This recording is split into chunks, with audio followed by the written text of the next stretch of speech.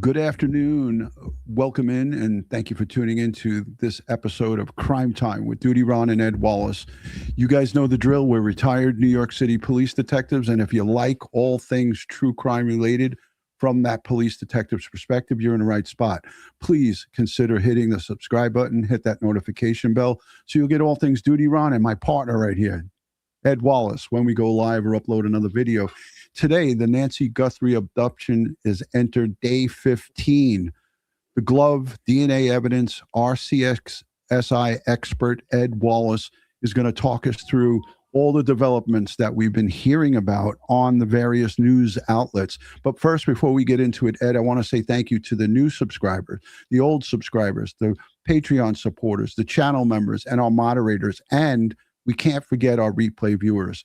They are second to none. So thank you to everybody who engages with us on Crime Time with Duty Ron and Ed Wallace. Ed, your thoughts on what's developed? A couple of things with, I think it was old news, the helicopter. They did that Bluetooth scanning on February 3rd. Maybe they went back and did it again. But the multiple gloves. Ed, I know you're chomping at the bit and you're really pissed. Let's talk about it. Well, I mean, there's a couple of things that we're dealing with here. Now, anybody that knows anything about Bluetooth knows that if you take a device like your phone or your computer and you go to your Bluetooth settings and you can see and search what Bluetooth equipment is out there that you could connect to or possibly connect to. Okay, so the thing about it is that pacemaker has Bluetooth built into it, and it has a long life battery. I remember we changed my mom's pacemaker battery every 10 to 15 years. So those batteries last a long time. So that Bluetooth signal is still emitting from the pacemaker, whether a person is alive or dead, it's still going to be emitting the Bluetooth signal. And so, yeah, that is a critical piece of information and a critical aspect of this investigation that they should be searching for to help locate her. Now, I mean, they're using an air asset that's a helicopter, and I don't know the efficacy of that type of search, altitude, speed, and all of these things. But there are numerous instruments that we could use in handheld applications to walk around areas or go by locations, or even on these locations where they did the Airbnb warrant, or they did the Carlos mother-in-law house warrant. If they have this, they could be searching Bluetooth connections, looking for that device. Now, that device has its own signature, name, and a like an address or a serial number. Okay, and they should have gotten that information in the background investigation so that they could search for it in all aspects of their investigation. Okay, so that's a good thing. Okay, doing that. Now, the glove issue. There's several glove issues. I'm a little perturbed by the fact that 16 gloves were recovered by law enforcement personnel as discarded gloves of the searchers, the law enforcement searchers, at the crime scene areas they were searching. So wait a minute. So are we saying here that there's a potential for various investigators that were in this case taking off the gloves and not properly disposing of them? That's what I'm reading in press reports, that the FBI spokesman said that 16 of these gloves that were recovered by their personnel and were in fact discarded by searchers at these crime scenes. So they just what are you telling me, that you littered the crime scene with your gloves? You didn't dispose of them properly? Because that's what I'm hearing. I know if you and I did that as civilians, we'd be hearing this. Pull it over. You're getting a summons.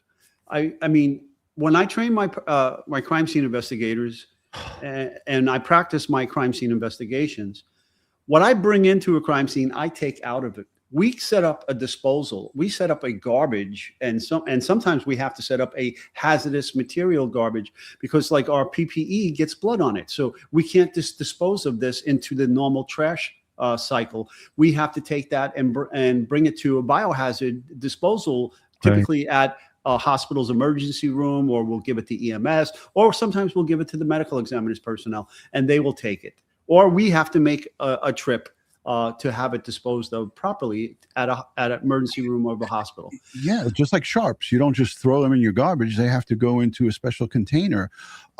Is there a potential, and I like to play devil's advocate, Ed, because look, we're not saying that 100% this is what happened, but could there be potential for maintenance workers, landscapers, people of trade, maybe also contributing to those gloves by rolling down their windows in their work vehicles and like, let's get rid of this? There's also that potential there, no? I mean, anything is possible, but right now, I'm going by what the FBI spokesperson said, and that's really blowing my mind that investigators conducting searches would be littering the crime scene locations with their gloves and not disposing of them properly. Okay, so that's that. Now, the next thing are the two sets of the two gloves that were recovered off the roadway and bagged up, sent to the lab. Now, it's being reported that this glove, this particular black nitrile glove, as it's being described, was allegedly matched back to the crime scene. Okay. But it didn't really say how it was matched back. Was it matched back through DNA? Because I only saw one person report that there was a DNA match from that glove to the DNA from the Nancy's house. Right. And that came back to an unknown male. Okay.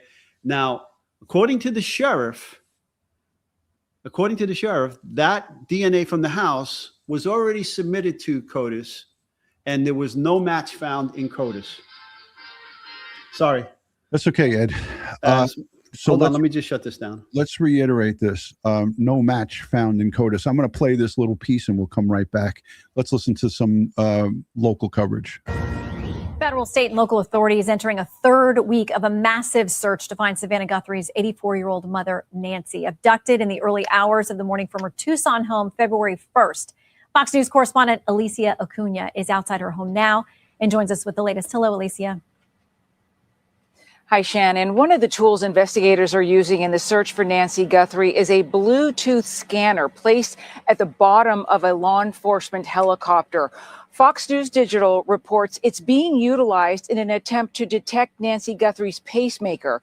The aircraft flies low to the ground, hovering over the search area. The scanner picks up on the unique Bluetooth signal coming from the pacemaker as it tries to sync with its transmitter or phone app. The pacemaker does not have a locator, so it doesn't work like, say, our phone or devices that have GPS.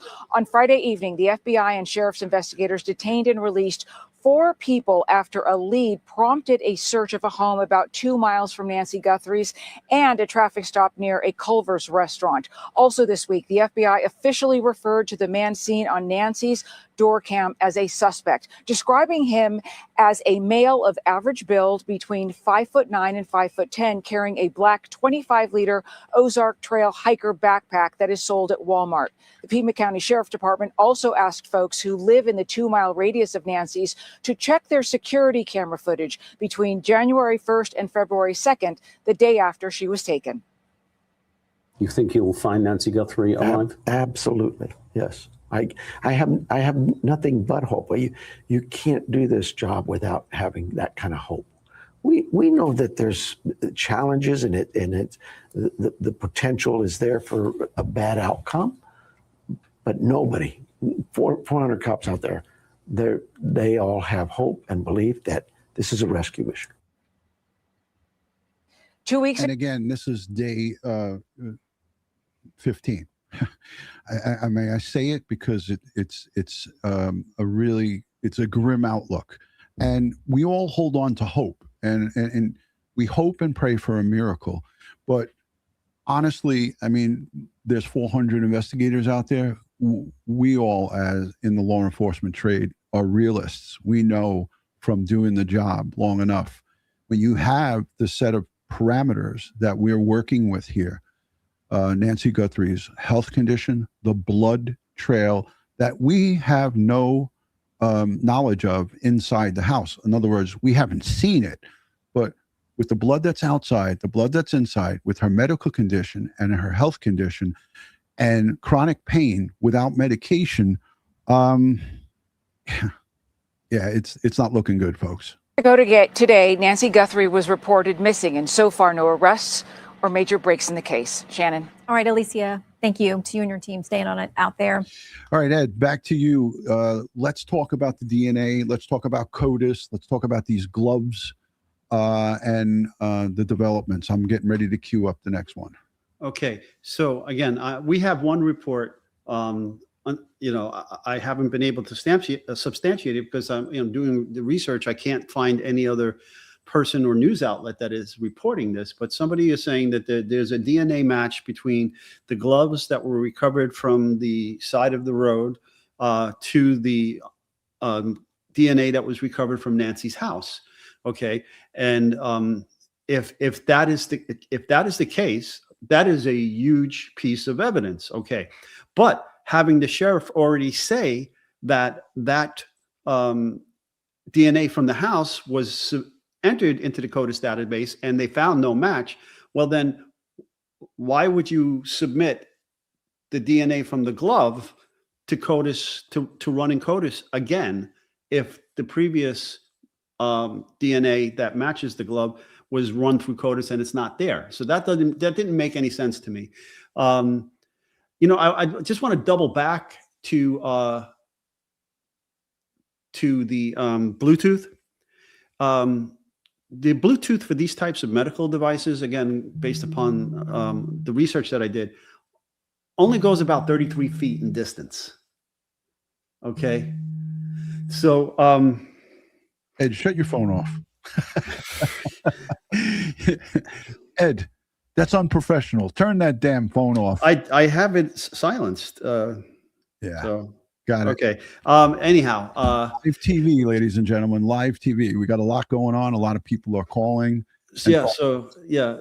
So what I was saying is it only goes about 33 feet in distance from the emitting source. And in this case, the emitting source is the actual pacemaker. Okay. It's attached to the pacemaker and the battery there. So if obviously these helicopters are above 33 feet. Okay. So I don't know how effective this type of searching is.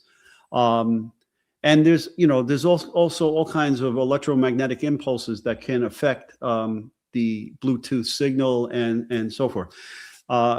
So, I mean, that's why maybe ground searchers should be having this, or a low-flying drone should be having something like this again. But you got to worry about interference from signals because there's a lot of electronics emitting from a drone back to the command pilot and so forth. So, but again, ground searchers having this type of Bluetooth detection equipment, I would think would be much better. That said, back to the DNA in the gloves. So what I'm hearing now is that, again, the DNA is not in CODIS. If that's the case, then we got to get, we have to use the genealogy, we have to use the familia DNA, and we have to then redo sampling and testing and redo a genetic profile that is required for the genetic familia DNA searches in those databases. So we have to change it from our STR profile that's used for CODIS to the appropriate profile needed for that search. Okay. And we got to get that into the system right away so that we can do a family tree, possibly identify a last name, and then get a list of possible suspects. Right. And I heard a lot of news reporters, again, reporting on, they try to be as accurate as they can, but we heard a couple of things that we confirmed with Dr. Colleen Fitzpatrick, who is a genealogy expert. She was on the show with us several times, and she talked in great details. And I'll have Kristen pull up the video clip of Dr. Colleen Fitzpatrick. She told us that there is only one the family tree DNA. I think it's not 23andMe. She said, I can't remember the name of it, but GEDmatch or something like that, or one of those companies freely shares their information with law enforcement. But the others that are out there, like the 23andMe, she said they will fight law enforcement tooth and nail, even with court orders. Right. And for privacy reasons. And it was the same thing as you referred to in our last live stream, Ed. You talked about Apple and the fight that they had in a very high profile case where they wouldn't get out information to. They wouldn't unlock the Apple phone from the San Bernardino terrorist, to see if there were any other terrorist plots that they were plotting and or their co-conspirators. But when you were close, it's the GED match, GEDmatch. Okay, so thank you. But they tell they give their patrons an opt-out. Okay, right. They say, hey, this is what we're going to do. If you don't want to be a part of this, let us know, and then we'll separate you from that database that we share with law enforcement. This is footage from February 3rd, as you can see up on the screen. And again, it's the helicopter that was used to try to, and this is good work. I say, Ed, you went over some of the limitations of this, but in my opinion, the Pima County Sheriff, that was a good call on February 3rd to put the whirlybird up and attach that Bluetooth device to the bottom of it. You have to get low, and as we could see here, they did get pretty low. But again, there's limitations to that as well. As these days continue on, Ed, you processed over 2,700 crime scenes in your illustrious career with the NYPD. And I saw many reporters ask this question live to some of their correspondents are out in the field, and they failed to answer it. What are the chances, the percentages? There's always a miracle, but these percentages, we had Dave Rader from EquiSearch Midwest. He says that first 24 hours is crucial. We know 24 to 48 hours crucial with somebody that's healthy. Nancy Guthrie, again, not a healthy woman. Your expert opinion on the possibilities or the probabilities of her being found alive and returned. Ed, everybody wants to know. Well,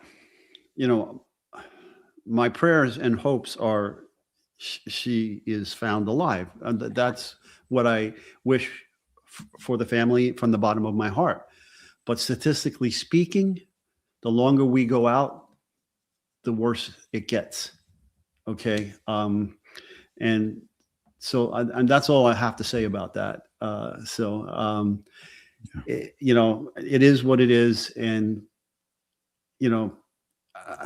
my heart breaks for the family and, to have to say this. Okay.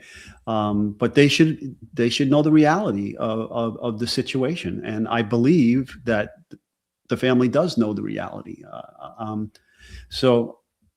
I have a question up here. Can I just answer it? Oh, absolutely. We love our live audience. And as Ed's putting that question up, I just wanted to say, if you guys can, please take a moment to hit the thumbs up on this video. It helps with the algorithm. And also subscribe. If you're not yet subscribed, please consider subscribing. We are talking today about the Nancy Guthrie abduction from a law enforcement perspective, police detective's perspective. Day 15, the glove, DNA evidence, a CSI expert analysis, that being Ed Wallace. So thank you to everyone who's newly subscribed. And let me know in the chat how much you guys enjoyed Dr. Darren Porcher, a retired NYPD lieutenant, last night. That was an impromptu last second thing that I put together. He literally texted me and said, hey, you want to do a hit from outside Nancy Guthrie's house? And I was like, I haven't had anybody offer me footage from outside the house. He said I could do it. And I was like, let's do it. So that was last minute, last second, actually. So let us know what you thought of the show last night that we put together with Dr. Darren. Ed, take the question. Well, it's not really a question, it's a statement, and she's trying to validate it. Yes, I've heard that the testing facility that the sheriff's office is using does not have CODIS access. No private DNA lab has CODIS access. It's only for law enforcement. So yes, that is correct. They do not have access to enter into CODIS. Okay. Yeah. So that's some of the problems that happens if this person has no criminal history, as Ed just described. It's not going to be in that index. It's going to come up as unknown, right? But there's so many other steps that they could take when it comes to this type of investigation. So you have to really. This takes longer. It takes more time, and time is really important. Now we're day 15, but yeah, I could see a lot of you guys did enjoy the show. This is one of Darren's live hits from today. Again, information is changing minute to minute. Let's hear what he had to say on Fox News about an hour ago. Breaking this afternoon in the search for Nancy Guthrie, the FBI says one of the gloves recovered appears to match the gloves of the suspect in the surveillance video, and the FBI has recovered DNA from it. Let's bring in retired NYPD Lieutenant Darren Porcher. Darren, welcome. Thanks for having me, Mike. What is your reaction to this breaking news on the search for Nancy Guthrie, and specifically the glove with DNA in it? Well, Mike, this is not just a lead. This has the potential to be breaking news, because this is the crack in the case that we're looking for. How can we apply an identification as it relates to who we saw in the video to a DNA sample? And fortunately, this seems as if it's going to come to fruition, because we're going to run this and we're going to place this information into the CODIS database to see if this individual, in fact, has DNA in the CODIS database. The CODIS database has information for all individuals that are arrested in the 1990s up until now. And hopefully this will be what we need to garner us into the directional path of rescuing Nancy. Hey, I hate to cut off Darren, and I'm going to stop this because this image right here has a lot of us true crime enthusiasts, me included, a lot of us true crime enthusiasts saying, wait a minute, is this a different guy? How many people here, and I'm sorry, Darren, that I paused your face with such a funny look on it. Let me just get to another one. See, okay, that's a little better. But this image, am I crazy right now, or am I talking the language that we all speak? So many people feel like this is not even the same guy. Now, I mean, I look at the height. FBI looks at the height now that they did the measurements. I think if this was a second guy and there was a second perpetrator identified on video, that they would have said something like, hey, we've identified one. They talked about the guy that we saw before with the backpack. But does any of you guys feel, and Ed, you included, I'll let you jump in on this one, this guy may have a bigger belly, same kind of dark gloves, similar type mask, same kind of similar jacket, but maybe the same but a little different? Ed? Well, forensically speaking, they can do a comparison between the various images that they have from the videos and see if in fact it is the same person, because again, they can do photogrammetry. They did a 3D laser scan of the portico, and they have all this information, and they can do the comparison and do a search and see if the height, weight, the clothing, and all of that are matching up. Now, why people, and look, I don't have any opinion either way because I don't know, but people in the chat are saying no backpack. Of course, he could have ditched it. Right. Could be already done. No gun. He could have tucked that into the front of his pants. Granted, it's a long holster, or he could have got rid of that in a vehicle. We don't know exactly what this depicts, right, Ed? Well, I think we could put a possible time frame to this because this was before he destroyed the camera. And when he allegedly destroyed the camera and removed it from its connection to the house, he was wearing the mask, the gloves, the clothing, and he had the flashlight, he had the holster and the gun, and he had the backpack.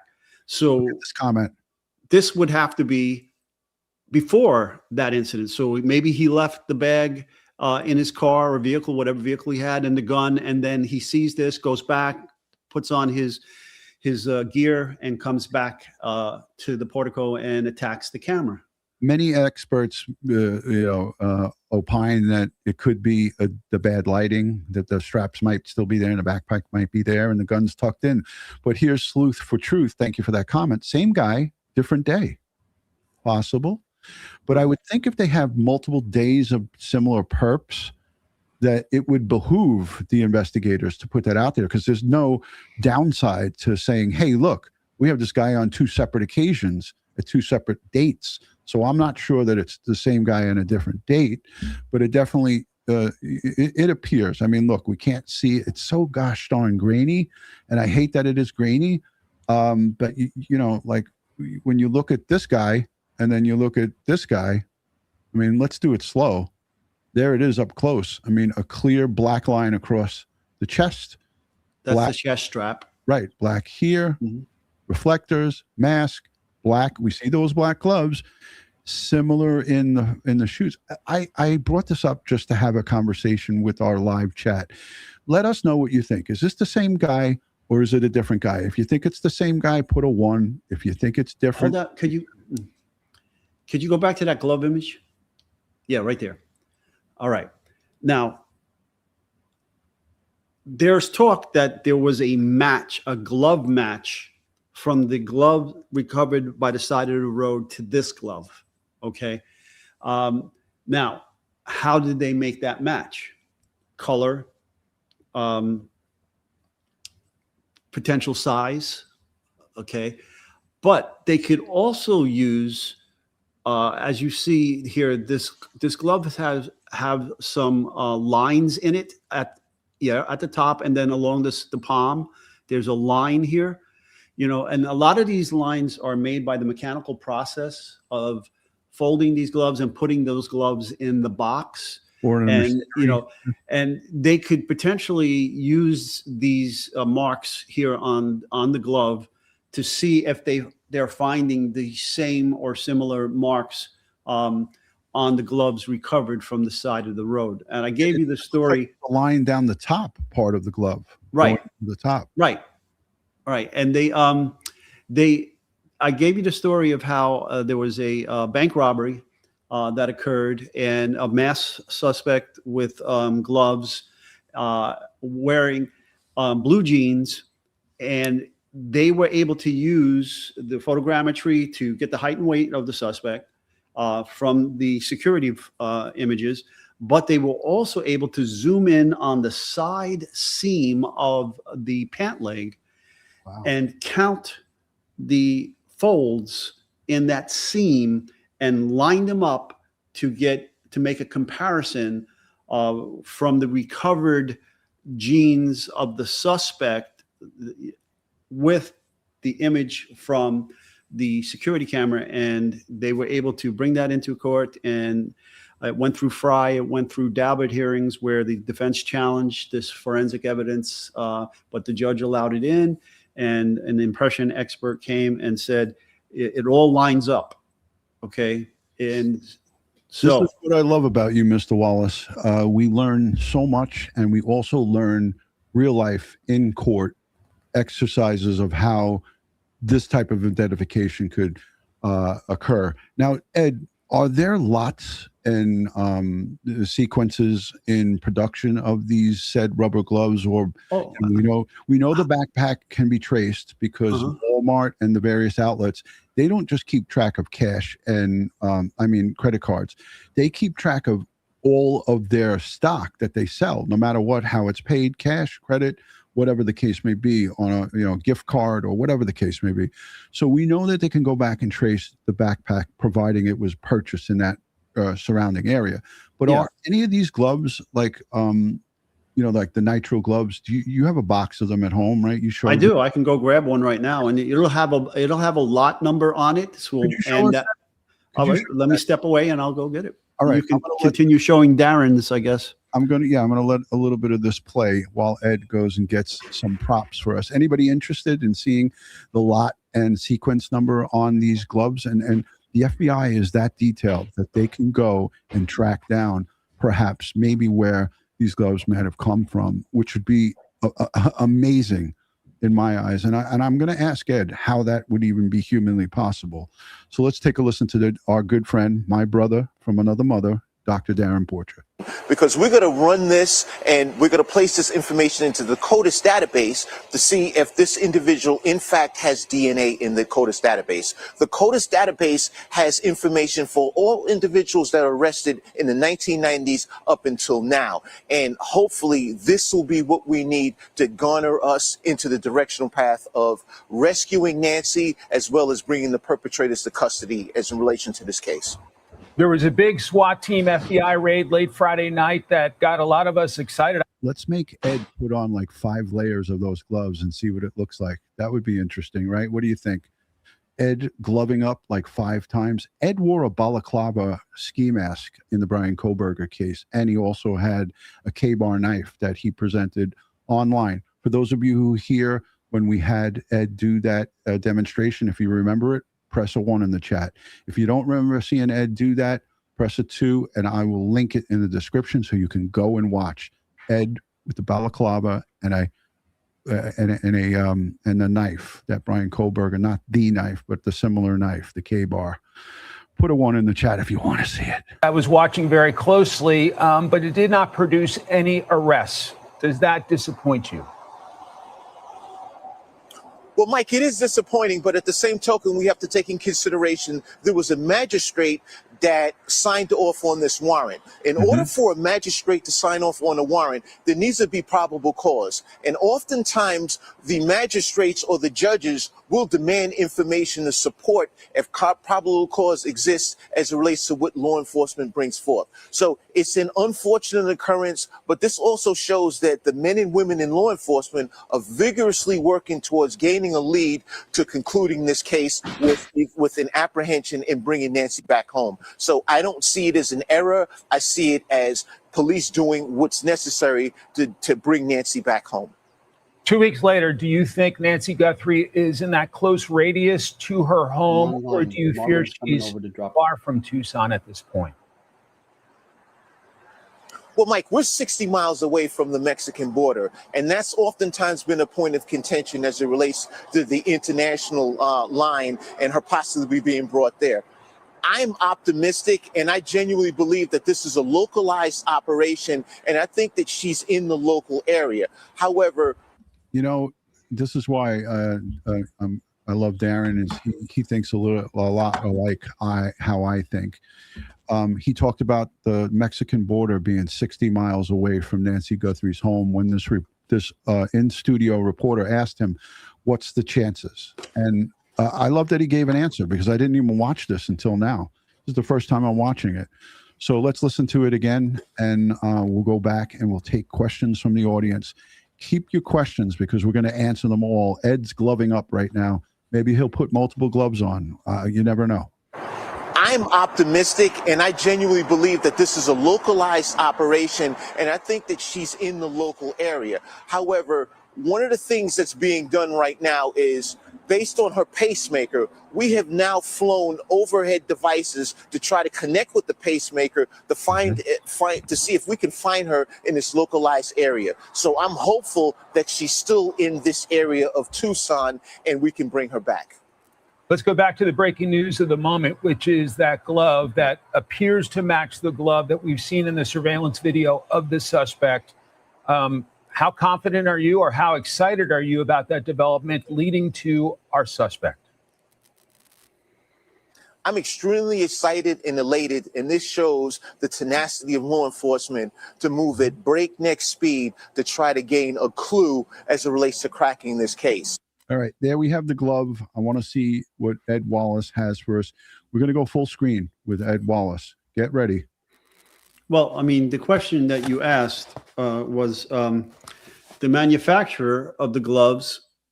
In this case here, you see a lot number. And believe it or not, folks, many people don't realize this. There's an expiration date. Gloves do expire. Now, these gloves are just clean. They're not sterile, okay? They're nitrile exam gloves that are clean.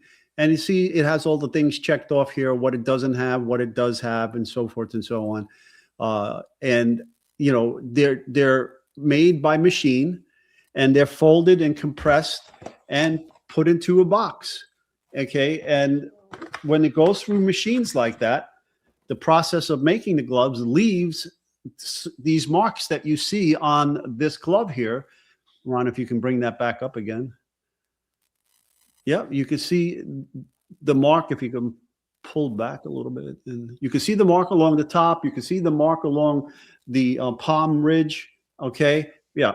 And, you know, that's how the machine will compress and fold and stick these in a box. But let's be clear, these are not serial numbered individually. So no, they're not. And so that's where the problem comes in. right. And then, like, for instance, my sterile gloves, the sterile gloves are individually packaged with an exterior primary package that has the lot number, when it was made, and the expiration date. And then when I open the primary package, there is a separate interior package that folds open to, and these two left and right gloves are separated from each other and not touching each other. And then I have to open those packages to get to those gloves. Right. And we typically don't use gloves that have any powder in them. Okay, crime scene investigators do use powderless gloves. All right, let's listen to the rest of this, and then we'll come back. People said they wanted to see you with the gloves on to see what they look like. So okay. I'm going to play this while you get set up. Outcome as it relates to the analysis of this DNA. And this is a key component in getting us to that point. So going back to what you asked me, I'm excited about it, and I think that we're going to have a positive result in cracking this case.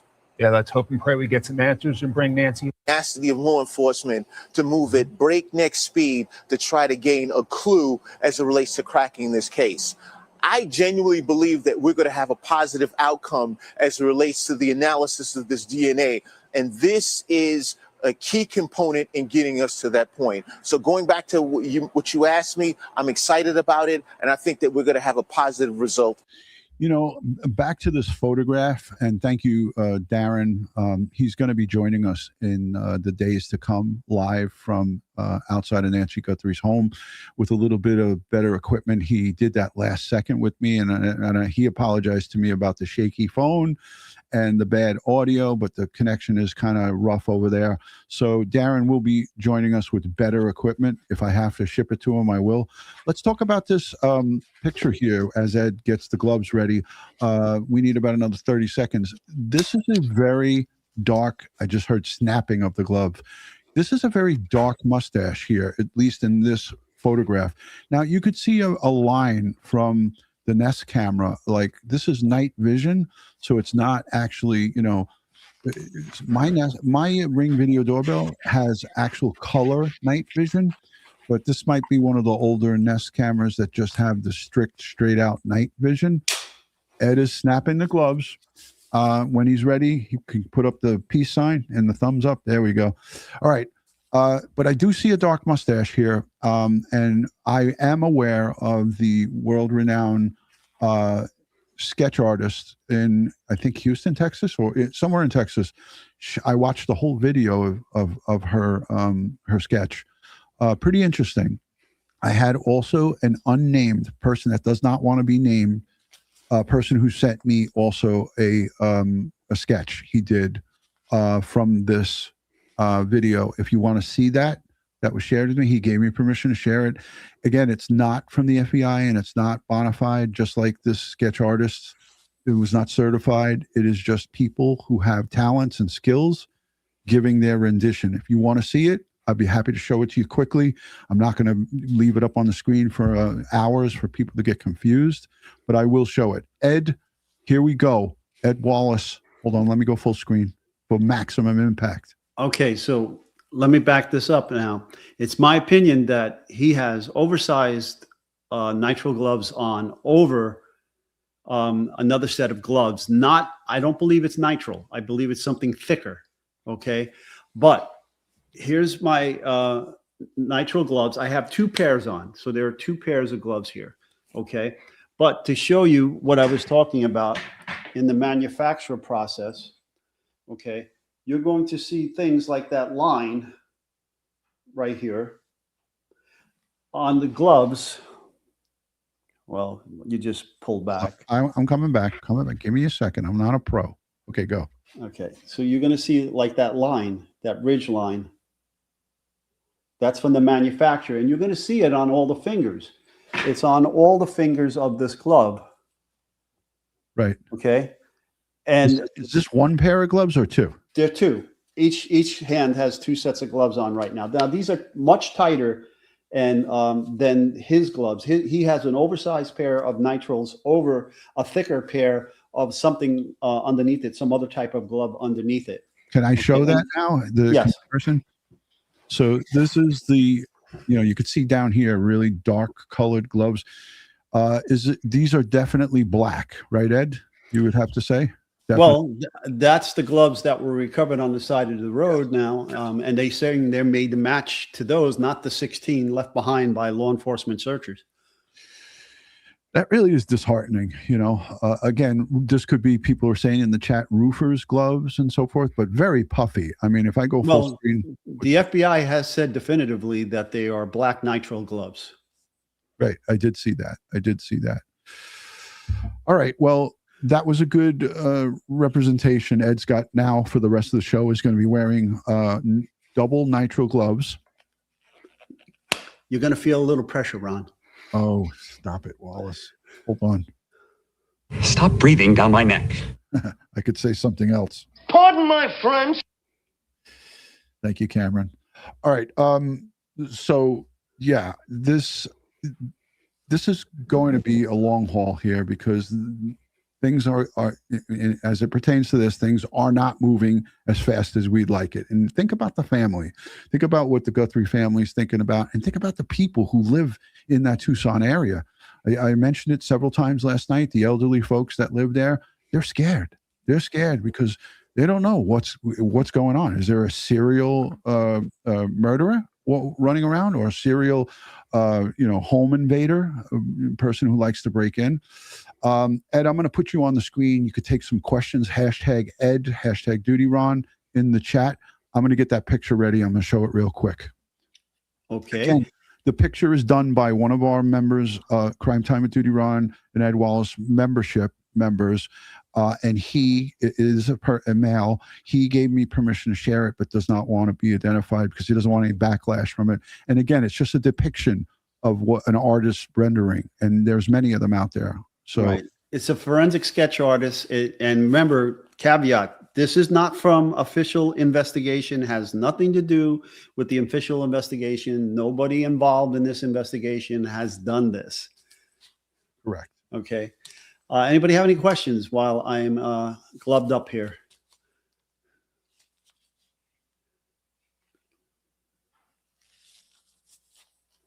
Thank you, lady. Was that Lady Chan? I'm sorry. Yeah. Okie dokie. Ed, call David Middleman at Autumn. He would likely love to talk to you. We have talked to the folks at Autumn before and had them on our show, I believe once. And we would love to have them on. There was information from Autumn Labs, and they chimed in on this investigation, and they were hoping to assist here as well in this investigation. All right. I'm going to put myself back on screen. I'm going to go full screen with me. Again, this is an artist rendering. This is not from the FBI. This is not bona fide, but this is just other people's talents that are in the field that do this stuff. And here we go. I was pretty impressed with it. The eyes are pretty right on. And again, it's an artist rendering and not obviously for public consumption or for law enforcement use. And I want to thank our good friend from Crime Time with Duty Ron and Ed Wallace for sharing that with us. It was pretty compelling to see that. So yeah, I'm sure that there'll be thousands of screenshots, and maybe that might even be shared out on the internet. I don't want it to be shared. So please, if you're going to take a screenshot of it, keep it to yourselves. Don't post that on social media or anything like that. But yeah, chills. Amazing, right? Angela, what do you got? So she's asking if the perp could be wearing some winter gloves with a pair of nitrile over the top of them. Yes, that's possible, or a thick pair of wool or cotton gloves, and then over the top of that, the nitriles. Yes, that's all possible. I mean, Ed, can you put your fist up to the camera, full screen, just like, okay, so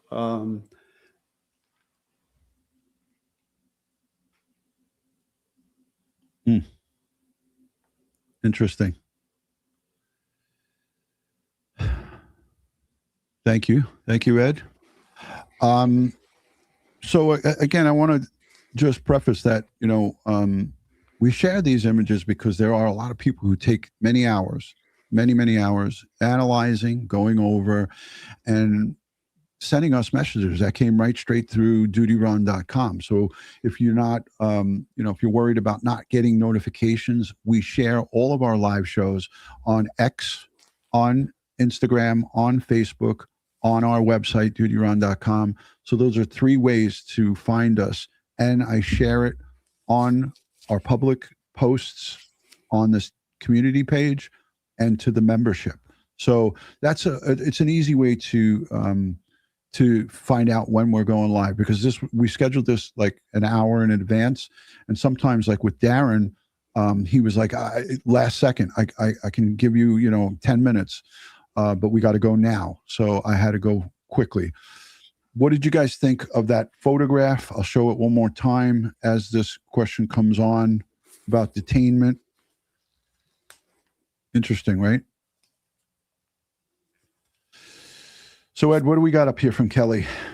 So she made a statement that she believes, or she heard from a scanner, that both of the men detained in this case were both named Carlos. I don't know if that's a coincidence, or if that I can't validate that or verify that.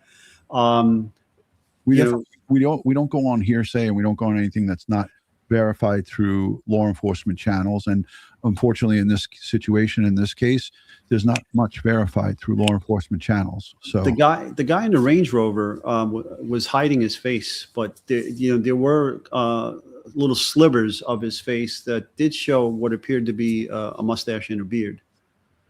Yeah, I'm going to go to the car quickly as we pull up. Thank you for the super chat. She says, thanks for teaching us on all of these cases. Candace Flores, thank you for becoming a member. Tracy, good to see you. Thank you for the 5. Is there evidence that Nancy entered her home after being at Annie's? That's a whole nother conversation, right? Yeah, and the only thing that we have now that is documented that the garage door opened around a specific time that was around the alleged time of being dropped off. Correct. Let's go to this next one. Jen Claus Forever. Thank you for being a member for 1 month. I love your channel. Thanks, Duty, Ron, and Ed. Well, we appreciate you being here. Tracy's coming in with more questions. When you stopped on Guy, where's gun? Wait, when you stopped on Guy, where's the gun? Oh, okay. That's the second photo where the gun is concealed or secreted or ditched somewhere else. We don't know, right? It wasn't on his person at that time. Not visible. It could have been on his person, but concealed. He had a shirt that was covering his waistband area. So there's that possibility as well. Bad camera, different angles, says Black Cat 997. That's in regards to the 2 photos that we were showing before. Nicholas, is it? Who knows? It looks like the same shot straight at that vestibule with the curved brick, unless they have that in the backyard as well. Thank you again, Duty, Ron, and Ed. We appreciate this channel. Please have Dr. Darren on again. We intend to. A couple of people are sending me messages while I'm live. I'm going to try to look at those real time. Sharon Creates, member for over 42 months. Appreciate you, Sharon. Just going to play this in the background. This is the cars. Hold on, I want to get it to the part. Ed, can we revisit the yellow curtains in a second? I'm going to let it play. Sure. Wouldn't an illegal hit on a family DNA search? If illegal's family uploaded their DNA, like a sister, brother, relative, cousin, right? Define illegal hit on a family DNA search. I don't understand. What is it you're trying to say? But an illegal hit on a family. That's the way I read it. I could have read it wrong. Sharon, if you want to correct it, we're not sure exactly what you're asking for, but I think I answered it. Mask looks looser on the other person without the backpack. If it is, in fact, the other person. Thank you for the super chat.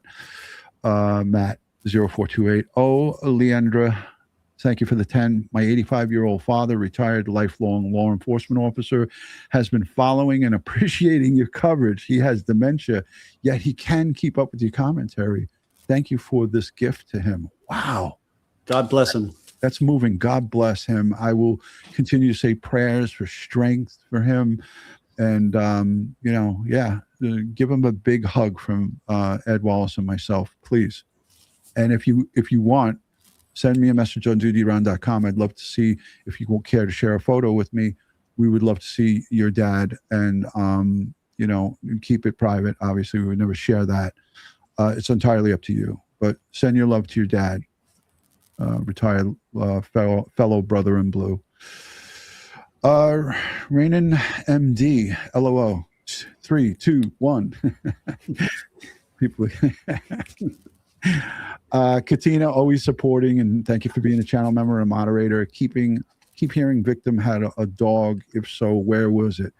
Yeah, I heard that in reports today, first time, and I mentioned it to my wife, and Janine was like, I never heard them say a dog, that Nancy Guthrie had a dog.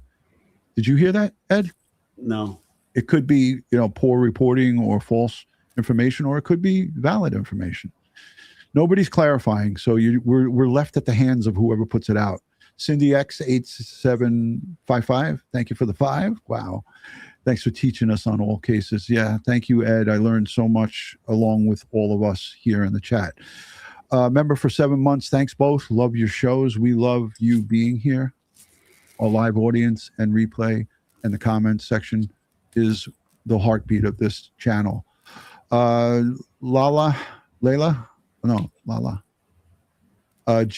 Jill, are media allowed in or close to the crime scenes? They're not supposed to, and this is for you, Ed. So take. Yeah, they're not supposed to be in the crime scene. Usually when we do crime scene perimeters, we have the inner perimeter, and then out we have a secondary perimeter for the staging of the crime scene people, and then we have a third perimeter where we let the media go, and then beyond that is the general public. No, they shouldn't be there. Now, there was a question, they talked about the dog, people in the chat saying that the dog had passed away in December. But you know what? Dog hair is everywhere, okay? Her pet could have passed away in December, but yet that dog hair is still in there. And they should search that house for dog hairs and collect them and have them analyzed and make sure they are in fact her dog hair. And then because it's a trace transfer evidence, so the suspect could have gotten that dog hair on their clothing and then transferred it to their vehicle, transferred it to their home, and find it. We had a homicide in Staten Island. 2 neighbors, disliked each other, ongoing dispute. One neighbor kills the other and kills the neighbor's dog, and then flees to Wisconsin. And when they recover the suspect's vehicle, he has his neighbor's dog hairs found in the vehicle. Holy crap. Mm-hmm. I can really attest to that, because our family dog, our beloved Oscar, passed away in March of 2025 after 17 years in this home. 17 years he spent with us. Great years. Loved my dachshund, Dachshund, however people call him. But Oscar's hair is still intertwined in some of the in my wife's washers. The blankets that we use, that he used to wrap himself in, that he'd sit up on our lap, and I still find Oscar hairs in the laundry, in my clothes, in sweatshirts, and so forth. So that's from March of 2025, and here we are in 2026, and we're still finding it. I am Taylor. Thank you for the 5. She says, "Do you believe the Nest camera footage was edited? Where is the audio? The person looks like they were talking to themselves. They could talk to themselves all they want. If there's no audio capabilities, we won't hear it. But most nests do have audio capabilities. It's just that they might have chosen not to share that for obvious reasons. But also remember how this was obtained. Okay, so these files were in the deep reaches of Amazon's or Nest drives and clouds, and they had to re-stitch together through technology to find these images. Yeah, thank you, Marilyn Lynch, for the $2 super chat. Much appreciated. So Kathy says, yeah, my dachshund was named Oscar too. I missed Oscar so much. Dogs are like, they are our family, and that broke my heart. It really did. Ed, let's wheel it back in. I want to go to more questions because we love our audience, the live audience, especially in our replay viewers. Please take a moment to hit the thumbs up while we're here. Let's boost up that thumbs up. If we can get it to over a couple of thousand before we're done with the live stream, it always helps to get out the word. Ed, we're taking a look at what transpired on that very long Friday evening that we stayed up till 2 a.m. You see a lot of flashlights. I counted 4 or more FBI agents behind that curtain, very, very thin. You could see through it at some points. You have sheriffs. This is coincidentally, this is some of the resources that work in conjunction with the feds. When you have big investigations like this, they're not doing any of the forensics, these sheriffs that are in uniform, but they're providing assistance in crowd control and in things like this. So this is how important it is to have a cohesive, smooth running machine, because when you get help from the locals, then you don't have to have 4 or 5 FBI agents holding up the tarp. You have police, sheriff personnel from patrol doing, helping out with this operation. Ed, your thoughts on what's going on here? Well, as I said, they're shielding the operation behind it from the media, so they can't actually see all that is transpiring and what is exactly inside of this vehicle. That's why they parked their Chevy SUV the way they did. And we had those same yellow blankets. One side is absorbent, the other side has a film on it, and they're folded neatly and individually wrapped, and they're clean. We use them at crime scenes all the time to create clean work surfaces. And so forth. Nowadays we have shields, pop-up tents. We have PVC systems with canvas that we could use to prop up real quickly to hide our activities behind from prying eyes. Yeah. We see the flashlight. Could they be looking for perhaps the Locard's exchange principle, transfer absolutely. Airs, fibers from the blood, bugs, blood,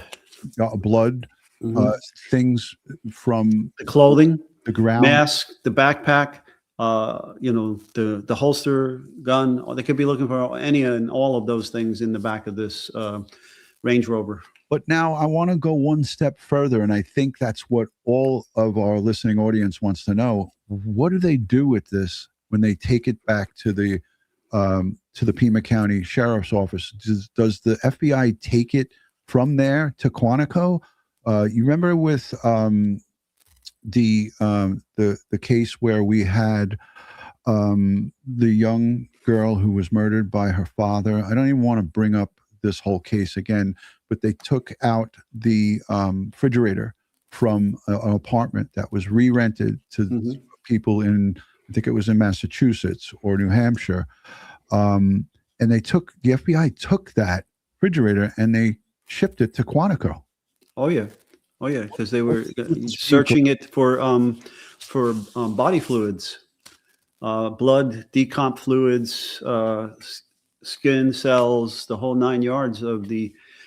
This in this case was a poor baby, a poor child rather, that the father had killed and folded and placed in a bag and was transporting this body all over the place. When I think of the case and her name comes up, Harmony Montgomery and Adam, the father, you don't even want to call him a father. The guy was a monster.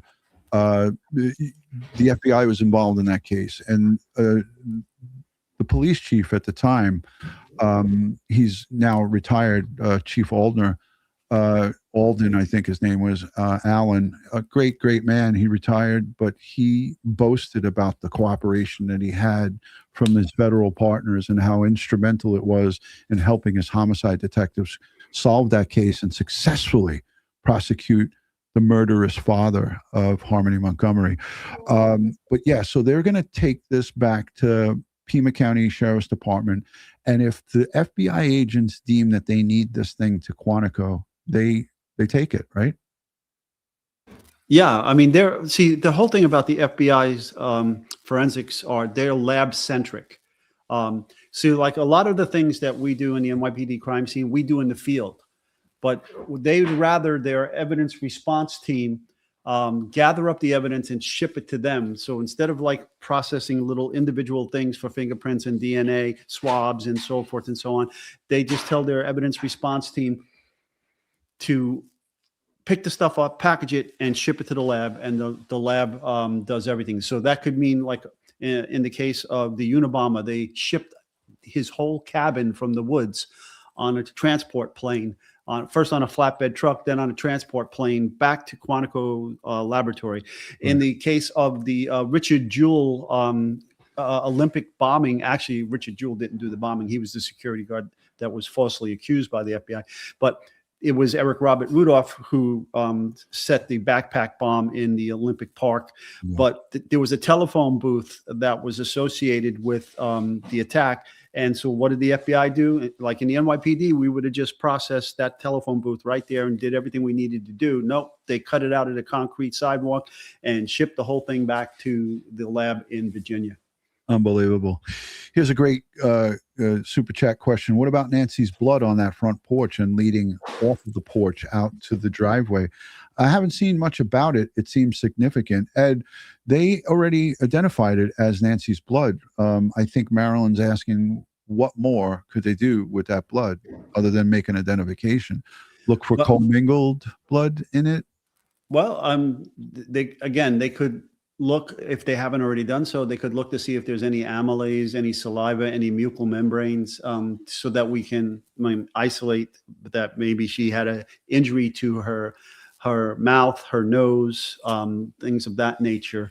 And so that could be done as well. And it appeared possibly from blunt force trauma, and maybe there was some expirated blood as she coughed, sneezed, or spit the blood out. There would be air bubbles mixed in there. So, I mean, it would tell us a little bit of possibly where it came from. Also, a lot of people speculated that possibly her body was put into this vehicle. Even Darren Porteous opined and speculated about that in the brief that we had with him last night. Nobody knows for sure, but if she in fact was in that vehicle and was still alive and was coughing or gasping and bleeding, there would be evidence of that, and it would take much more of a forensic check than right here in a restaurant parking lot. For them to do that. And Ed, you talked about how they take cars apart, they rip seats out, they take dashboards out, they look at, yeah, we leave no stone unturned. I mean, if we're looking at vehicles, I mean, I spent 37 hours on one vehicle in a high profile case in New York City, a Lincoln Town Car by the con artist team, mother and son, the Santai and Kenneth Kimes, who murdered Miss Irene Silverman and tried to steal her mansion on the Upper East Side. Wow. Okay. Yeah, these crimes that you've been involved in, we could probably do a 5-hour docuseries on it. Gropos sends in 1978 $10. This is a good one. FBI should take a hard look at the gardeners or landscapers who worked at or near Nancy's house. This perp went straight to the nearby plants and shrubbery instead of other items or materials. He handled the plants like a pro. That's a pretty damn good super chat with a question, right? What do you think? Well, they already looked at many of the people that worked on the house, including the gardeners, and they've voluntarily gotten DNA and ran that DNA against the suspect DNA. No hits. Ron? Maybe that's where it was me. Maybe I had a surge. Yeah, everything froze. I'm sorry about that. What were you saying, Ed? I was saying that many of the workers that had performed work at this house, cleaners, gardeners, the pool people, and so forth, were identified by law enforcement and approached and asked to voluntarily give up their DNA to run it against the suspect DNA sample that was recovered from inside the house. And they've done so, and none of them have been identified. They're doing a lot of work that we don't know about that goes far beyond what we're speaking here. So here's one for you, Ed. I'll let you read it because it's... She's the, yes, I saw this. Yes, I'm a genealogist. I'm more of a paper trail researcher here, but I read somewhere regarding commercial DNA, even if it's just 2% of the population has test in GEDCOM, can reveal third cousins or of nearly anyone. Yeah, I've heard that too. I haven't seen any validation studies on that, but I've seen multiple generations linkage through just 2% of the population. Very cool. Thank you, Ed. I had to do something with the computer. Our good friend Naomi McFarlane sends in a super chat with a membership for 39 months. Thank you, Duty, Ron, and Ed, for covering the Nancy Guthrie case. Thank you for all you do. Well, we appreciate you. Thank you. Marilyn's coming back with another 5, and she says, "What about Nancy's blood on the front porch?" Oh, wait, I haven't seen much about that. We already did that one. Right? Double? Am I doubling up? Pollock in purple. Good to see you, Pollock in purple. 1999 super sticker. Thank you so much for your support. Love that screen name. I have a little bit of Polish on my father's side of the family. Let's look at this next one. New Jersey, NJE, New Jersey, Elaine. Thank you for the 5. Greatest coverage, gentlemen. Thank you. Well, we appreciate that so much. Thank you for your kindness. Cookie Crunch. I always like a good cookie that crunches. Thank you for this super sticker, $20. Appreciate it. Ocean Girl 505, always in the chat, always part of the memberships. She says, why wouldn't the FBI have an artist make a drawing by now? Thank you. Maybe nowadays they have software that does it, and it's said to be far more intuitive and accurate. Yeah, I want to pool the chat. Whoa, Ed, we can't have that. I want to pool the chat. I always have to be on the left side because I got the screen set up. You have to see the setup here to know why I do that. But anyways, I want to pool the chat, Ed, and see what people think. What are your thoughts? This is an opportunity because I love to have a great community discussion. It's like a town hall kind of style. In the chat, what are your thoughts about what happened to Nancy Guthrie? Put a very small, maybe 2-liner in there. Or your thoughts if you feel that she's still alive and she's going to come back to the family. It's always interesting to hear what our audience that watches us feel. Do you feel she's still alive? Do you feel she's not? Do you feel that the family or law enforcement could be doing more with the payout? It's $100,000 by the FBI. Some people say to me, I got a lot of messages from people saying, Ron, they're multimillionaires. Why aren't they putting up $1 million reward for their mother returned or information back to find out what happened to her mom? So a lot of not alives.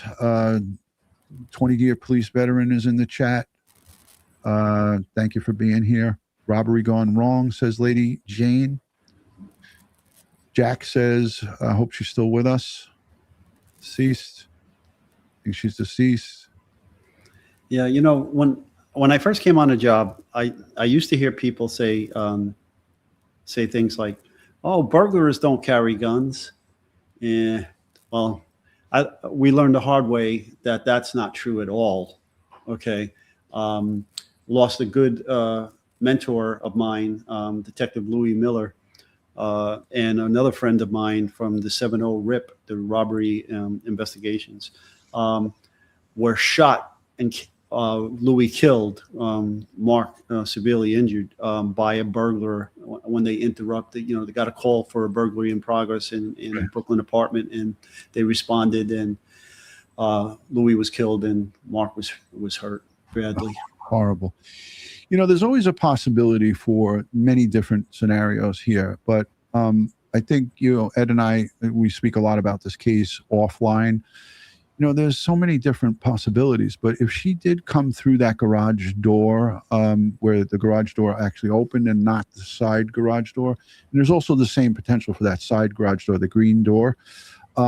If this guy was waiting and laying in wait or on the property, which is an expansive property, he could have got himself on there, got behind where the pool is, and heard the car come up the driveway, and then as that garage door opener opened and she walked in and went into the house, he could have just slipped in underneath and then just sat there for a few hours. Maybe he rummaged through on the other side of the house where some more valuable stuff is. Remember, we didn't hear of anything stolen, anything missing, any jewels taken and things of that nature. So that's a potential possibility here. And we're just, again, talking about potentials for scenarios here, or he could have already been broke into that home.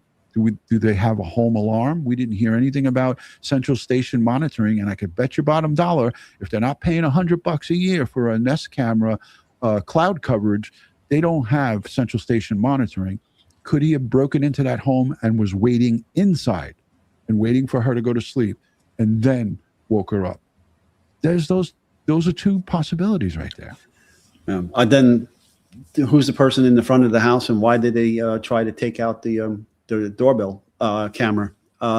Anyhow, regardless of that, hey, Ron, could you get to this side view of that vehicle that when they were working on the side of the Range Rover? Yeah, I've just been trying to find that. Do you want to talk about it? And I'll try to get it. I'll put you full. Yeah, there was an image on the side of the Range Rover, and several of the law enforcement personnel were doing some work on the side. Now, I understand at that time that it might have been drizzling or lightly raining when this was all occurring, but they had what appeared to me to be a bottle of some liquid, and then some kind of possible fabric, gauze, or towel. I wasn't quite sure what was going on here, and I wanted to get a closer look at it, because initially I was thinking, well, okay, maybe they're taking samples of the rear wheel well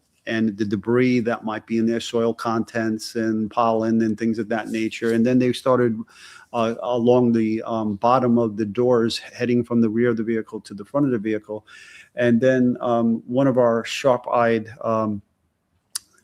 chat members, subscribers, stated they might have been prepping the door to put custody seals on the door before the vehicle was flatbedded and transported back to the laboratory.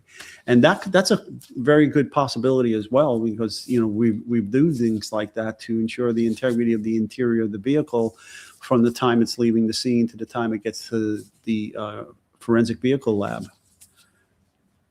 So I was looking to see if I could see that again. I hope you all are doing good. Okay.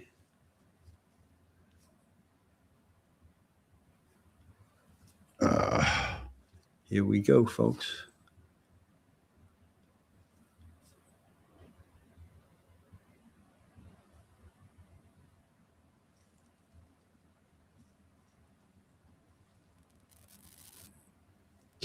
Ed, I'm not sure if I can get it.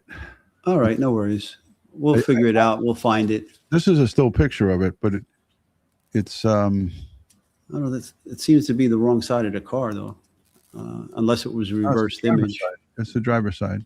Was it? Okay. But each time when I go to click on it, but yeah, I'll try to get that, and we'll look at it another time. But I saw what you were referring to, and they were down. This is the driver's side that I'm showing here. On the driver's side, they were here, and then all along here, and you could see that yellow. I thought it was the other side, actually. No, but no, it's this side. I saw it live, and they might have done both sides, but I did see this side as well. So right. But- Anywho, I want to just say thank you to everyone for joining in. At one point, we were speculating about perhaps not going live today, but I think it's important for us to give you at least every other day updates or daily updates. And if we can do it, if time permits, we're going to give you those daily updates. Let us know what you think here in the live chat or in the replay viewer in the comment section. Do you want daily updates? We're not going to do twice a day or 3 times a day. If we need to, if there's a press conference, we'll jump on fast. But daily updates, or do you want every other day? You guys let us know, because we're here to please. We want to give you what you want. Do you want a daily update? We'll let you guys tell us in the chat and down below in the comment section. Sandy saying daily. Excellent coverage, says Amanda. Thank you. Sarah says daily. Oh, no. Look at what I started, Ed. Ed's like, oh, no. Let me take my gloves off. My hands, the circulation is going. yeah, I'm going to take my gloves off now. Shit. Nobody said nobody said every other day. Hold on a second. Pardon my French, But I'm but an you're an asshole. asshole. All right. I did it, Ed. I did it. All right, daily it is. We'll do daily once a day, sometimes at night, sometimes during the day. We love you guys. We thank you for being here. And as I always say, sending strength, prayers, and positive vibes to the investigators, the family first and foremost, and all in the Tucson community. Ed, you always have props ready at the ready, so we appreciate that. But yeah, I want to just say, please, keep your prayers for the Guthrie family. They're going through it. This is a nightmare that I wouldn't wish on my worst enemy. And this happens, unfortunately, to many other people. It's not just Nancy Guthrie is not the only person missing. So to all of the families who are out there with missing loved ones that are wanting coverage, again, we post missing person flyers almost every Monday. You guys see it on our posts. We have it on our website. Thank you, Keeping It Cute. For the 2, she says, what about cell tower pings? That's all been done. That's already that they have all of those pings. They're not sharing it with us. Revenge Gypsy, did you notice that it looks like an SUV in the picture without the backpack? Yes. SUV in the picture without the backpack. Left corner seems like a rim. Looks like a woman. I'm going to take a look at that. Thank you for the super chat. Midwest, Crappier Man. Crappy Man, good to see you. Thank you for joining. Thank you for the 5. I think they should be hyper-focused on the vehicle. The poor woman walked with a cane. He had to have parked close. Yeah, they didn't walk her out of there. They didn't walk her down the block. She got in a vehicle. And our good friend Tommy, who's going to join us this week, from the auto crime division of the NYPD, retired. He says 75% of all major crimes involve a motor vehicle. That's the crime stats from the FBI. 75% of all major crimes involve a motor vehicle. So that's a good super chat and a good question. Thank you. Thanks for the 5. I saw an evidence seal on the hatch when they loaded it into the flatbed. Mm-hmm. I did see that. Yeah, there has to be evidence seals. That's proper protocol, right? Yeah, I mean, for the integrity of the interior of the vehicle, absolutely. Yes. Ed, I know you always like to end it with a little bit of something. Maybe your thoughts on where we're at in this investigation. Well, there's so much that's going on behind the scenes that we are not privy to, and nor should we be, to be quite honest with you. So I'm hoping that they're running down all these tips that they're getting in these leads, and they're correlating all this information with the digital forensics and so forth, and making these connections. Now, if in fact what our good friend Lieutenant Darren said is true, that there is a DNA match from the glove collected on the side of the road to the unknown DNA of a unknown male from the interior of Nancy's house, that's huge. Okay, so now, we have a possible route of travel for this individual, and we now can, do a lot more searching of possible routes and see what's in these areas. Again, we have not been so successful on video feeds from government video cameras. And when I say government, I mean the local county government there and the city government for traffic cams and things of that nature. But we're, hoping maybe to get more information from residential cameras. Also gas station cameras, ATM cameras. See, whenever we do these investigations, Investigation 101 is to send a team of detectives out right from the get-go, while the other detectives are doing other work, and canvass the entire neighborhood for these cameras. We call it the video canvas. Yeah, the video canvas. And locate them, identify who owns them, get cooperation from the owners to get the images.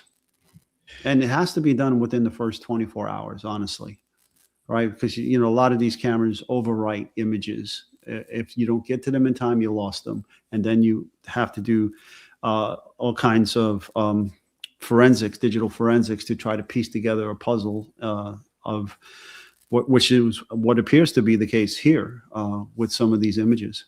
Yeah. Well, thank you, Ed, for your expertise and sharing your crime scene and evidence collection expertise.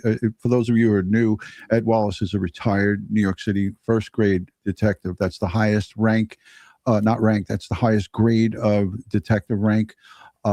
He was in the crime scene unit, evidence collection, not an evidence collection team. He was a crime scene unit senior guy, and Ed Wallace processed over 2,700 crime scenes. So if you want to hear it straightforward from the CSI detective's perspective, this is the right place. And I thank each and every one of you for your subscriptions, because we don't take it for granted. There's many other places where you can get your true crime content. As Ed said, your true crime fix. We are honored that you are here with us, and we value each and every one of you. So thank you from New York City. We'll be keeping you updated. Now we have to do it daily, Ed. You're roped in. There's no escaping it, Ed. That's true. We'll see you guys on the next one. Peace and love from New York City.